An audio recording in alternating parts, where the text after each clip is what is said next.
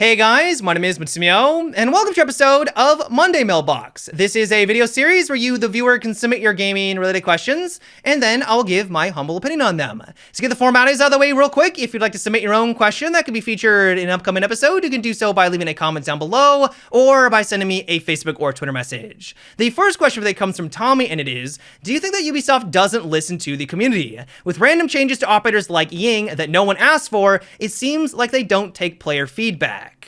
So this is something that I've been hearing a fair amount lately in the community, and while I do think that Ubisoft does deserve criticism, I don't necessarily agree that this should be one of them.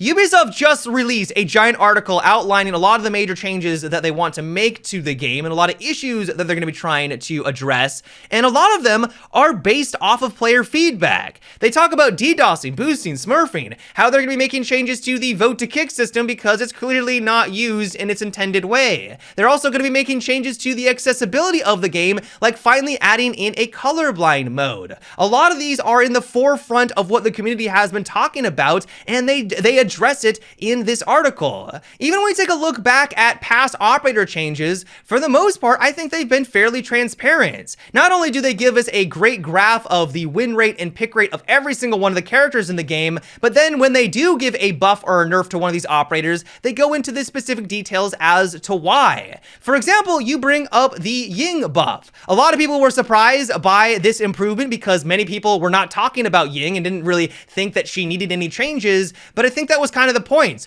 No one was talking about Ying. Her pick rate and her win rate weren't really high. Ubisoft has to take a lot of factors into consideration, and so that's probably one of the reasons why they tried to make her a bit more appealing. Now, granted, they went too far with it. They gave her access to 4 Candelas up from 3 and also access to smoke nades. But the thing about it is that just a week later, I think based off of player feedback, but also from their statistics, they realized that they went too far, and then just after that, they nerfed her to a more balanced state. Honestly, one of the big takeaways that I got from this announcement is that they are listening, but only when we make a big fuss about it. A really good example of this is the accessibility issue. They're finally going to be adding in a colorblind mode. But if we're being honest with ourselves, this should have been in the game years ago at release, but they're only doing it now, 5 years after development? Why is that? Well, over this last couple of months, big streamers, big pro players, and really just the community in general has been saying that this is unacceptable. Why don't we have a colorblind mode? And lo and behold, they're finally going to be doing something about it. And I think it's based off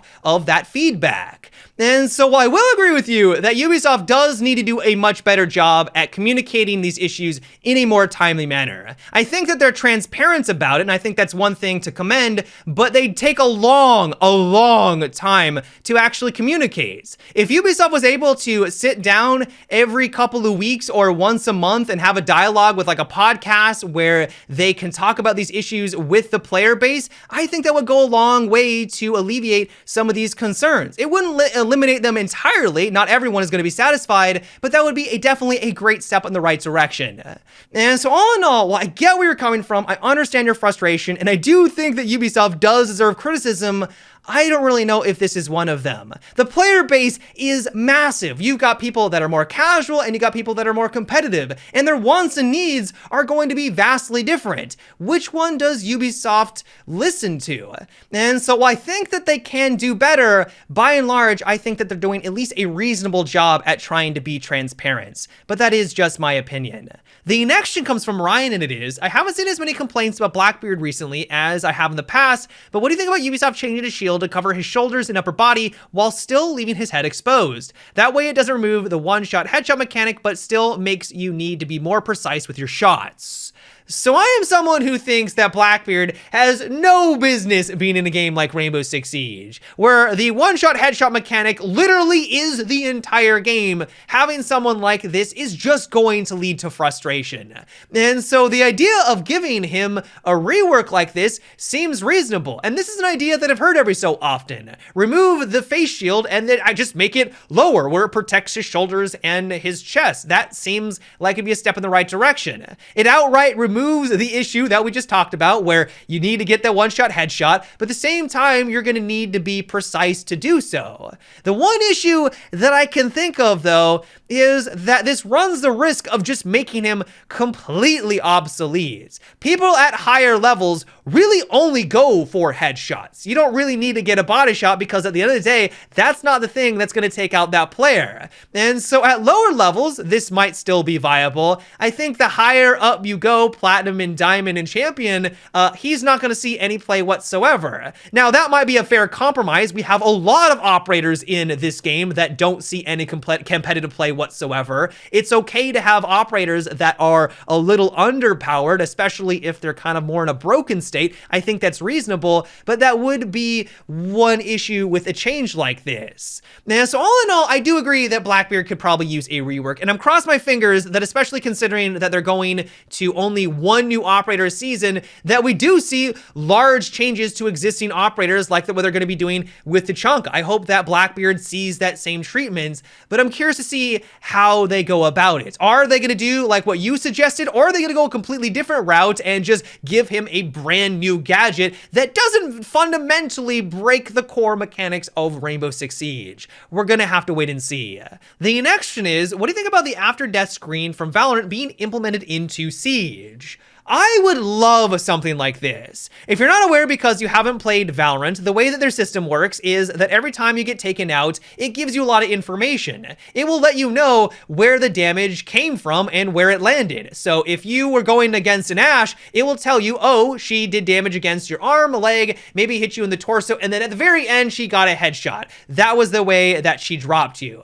That kind of information would be amazing and would hopefully alleviate a lot of the frustration that can happen in this game. How many times have you been watching a kill cam and things just don't add up? You're scratching your head because you're a 3 armored operator. It looks like they grazed you a couple of times, but now you're down on the ground. But then the graph shows that there was actually 2 characters that were going against you, and their damage together was the reason why you got dropped when you did. That would be really awesome to have. Now, the downside of implementing a system like this is that it might give players too much information. Just in that very example, if you were not aware that a Zofia was also in tandem trying to drop you with that Ashe, you can now relay that information to your teammates. You can say, oh, there's an Ashe and a Zofia in the main lobby, and you may not have known that just simply based off the kill cam. And so that is one thing to take into consideration. On top of that, in Valorant, it will also tell you how much damage you did against other players. And so if you didn't take anyone out, but you did, like, let's say 80 damage against the Doc and the Rook and also another person,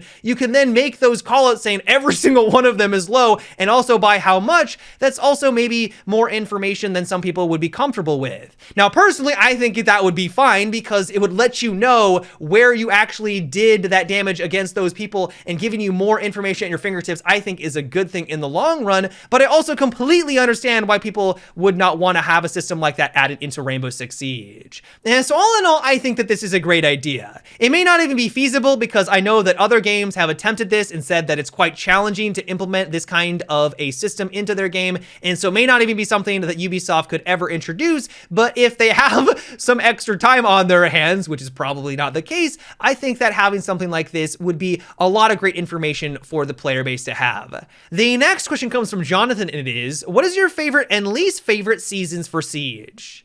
I would probably say that my favorite season was Velvet Shell. I think that Jackal and Mira, when they first came out, were a ton of fun, and Coastline is one of the better maps. It's still one of my favorite maps to this day.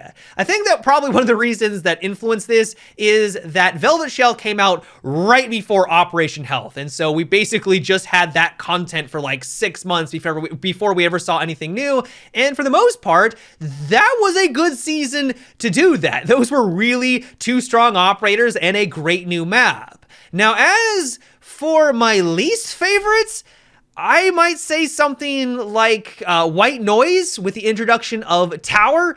Tower was really cool conceptually. I thought it was a really fun, beautiful map when it came out, but as we quickly realized, it had a ton of issues, and it's probably one of the worst maps that they've ever introduced. Now, I don't have any problem with Dokkaebi or Vigil. I think that they are fine additions to the game, but they just came along with a really bad map.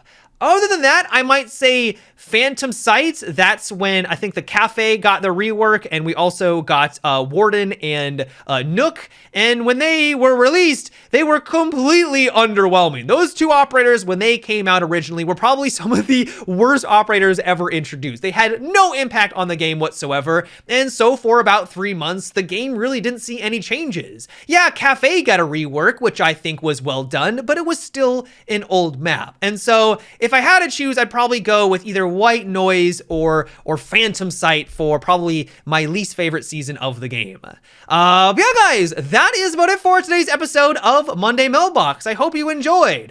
Let me know what you guys thought about what we discussed in today's video. Do you have a favorite or least favorite season? Give me your reasons why or why not down below in the comments. As always, if you'd like to submit your own question for an upcoming episode, you can also leave a comment or by sending me a Facebook or Twitter message. But until next time, guys, have a good one and take it easy.